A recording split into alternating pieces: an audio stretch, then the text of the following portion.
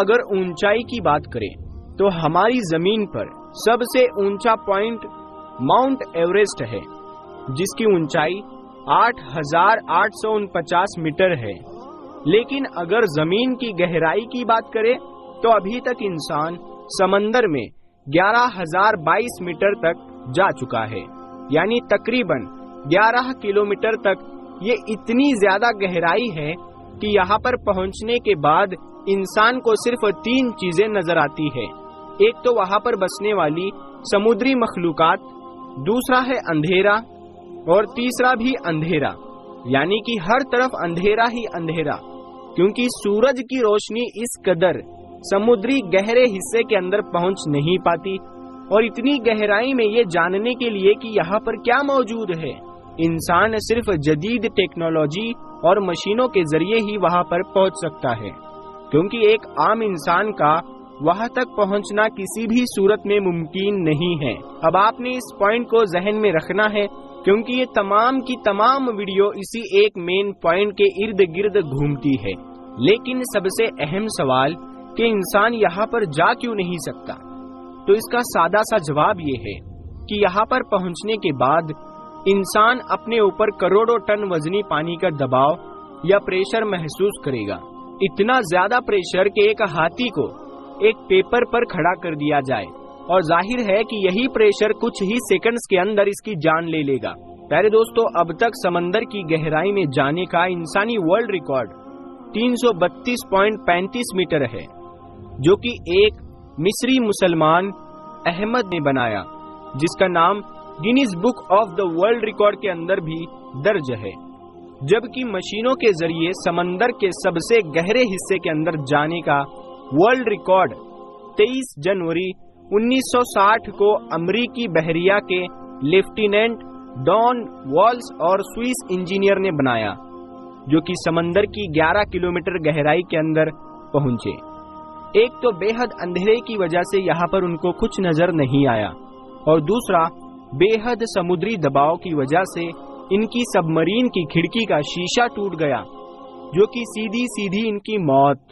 اور دوسرا، کوئی انجان مخلوق انہیں بار بار پریشان کر رہی تھی، اسی لیے انہیں فوراً سمندر کی سطح پر واپس آنا پڑا۔ روشنی کی شعاع جب بھی پانی کے اندر داخل ہوتی ہے تو ریفلیکشن کی عمل سے گزرتی ہے، اور اوپر کے 10 سے 15 میٹر کے دوران پانی کے اندر سرخ رنگ جذب ہو جاتا ہے۔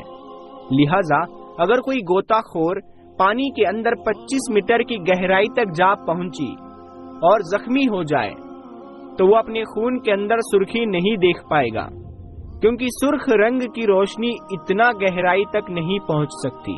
سمندر میں بھی اندھیرے کا ظہور بھی روشنی کی پرتوں کی شکل کے اندر ہوتا ہے۔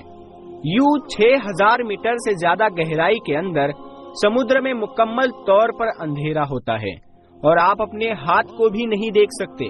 آپ کو اپنے آس پاس صرف اندھیرے کے سوا کچھ بھی دکھائی نہیں دیتا۔ آج کے سائنسی دور میں آکسیجن ٹینک سمیت اور جسم کو پوری طرح سے محفوظ رکھ کر بھی انسان 332 میٹر سے زیادہ گہرائی تک نہیں جا سکا۔ تو پھر 1400 سال پہلے آخر کون تھا جو 6000 میٹر گہرائی میں جا کر مکمل اندھیرا دیکھ کر آیا اور یہ باتیں قرآن کریم میں لکھ گیا؟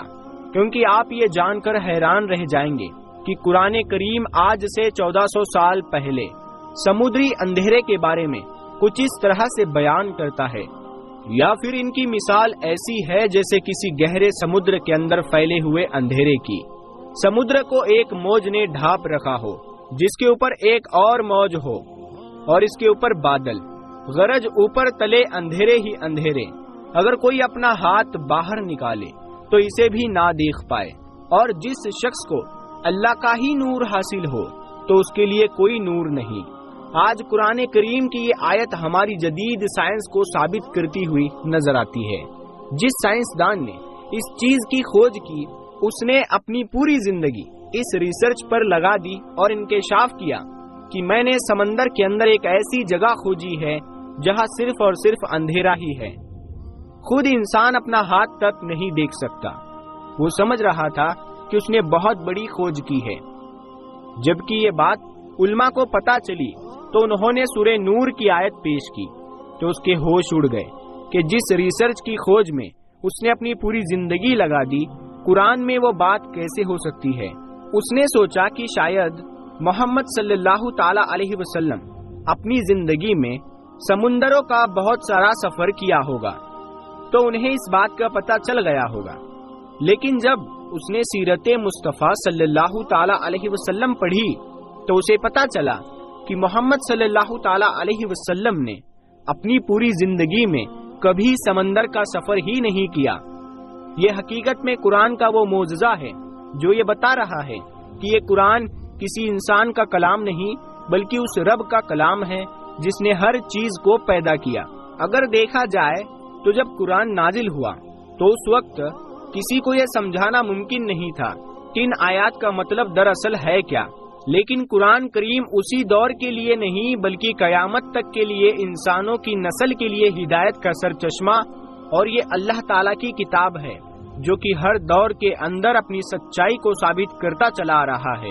اور سمندر کی سب سے بڑی خاصیت سے متعلق واضح طور پر یہ بیان فرمانا اس بات کا سب سے بڑا ثبوت ہے کہ یہ قرآن کسی انسان کا کلام نہیں بلکہ اس کے خالق کا کلام ہے جو ہر چیز کا علم رکھتا ہے اور اپنی نشانیوں میں سے ہر گزرتے وقت کے ساتھ ہم پر حق کا واضح کر رہا ہے۔